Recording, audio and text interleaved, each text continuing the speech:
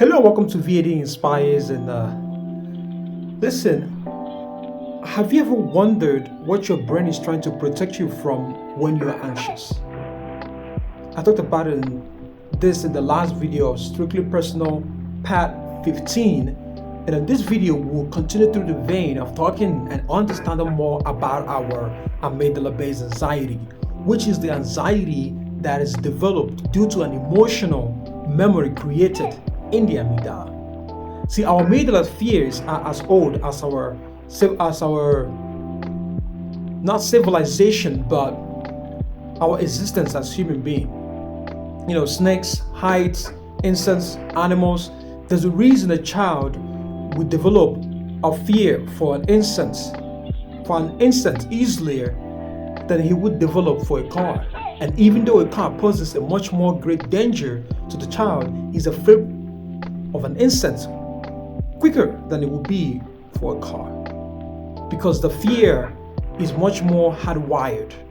The fear is much more ingrained in us. However, even our most hardwired fears like insects, heights, or spiders, these can be changed. If not, we won't be able to live with sharp-toothed animals like dogs and cats and even make them part of our family. Some people are even more heartbroken from losing their dog than they are from losing a partner or something. And no pun intended is what I'm trying to say, but it is to get the idea that even the most hardwired fear can be changed. But also understanding that the language of the amygdala is association, classical conditioning. It need not make sense what you associate that fear with. As long as the event occurs together with the trigger, it creates an association. And that association can be hardwired and sometimes very, very difficult to change. And especially when you try to reason with it, to explain why you shouldn't be afraid of it, it doesn't go away. Why? Because you're not speaking the language of the amygdala. And sometimes we tend to engage in cognitive fusion. I know I tend to engage in cognitive fusion. What is cognitive fusion? Cognitive fusion is believing in the absolute truth of a mere thought. You know, I go walk up to a girl, I ask her a girl, she says no, I generalize that. I see myself as a failure. Oh, I'm not this or I'm not that. I try to do something on social media online, it gets 0 views. I start to catastrophize and say, oh, I'm not good at this, I'm not good at that. Or maybe my life coach journey, I don't have any clients, so I'm trying to get a client. No one responds to my ad. I start to think, oh, maybe this is not meant for me. Maybe I'm not going to succeed.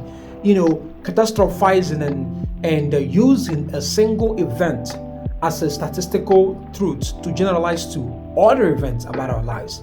And this is something that we tend to engage in anytime we have this anxiety loop in our brains. You know, and it causes rumination, which is the repeated analysis of the problems, of the things that we have no control over, events that happened in the past, the experiences we had. We ruminate and we are impersonated on our subconscious mind. This rumination tends to lead us into a learned helplessness state, which is depression.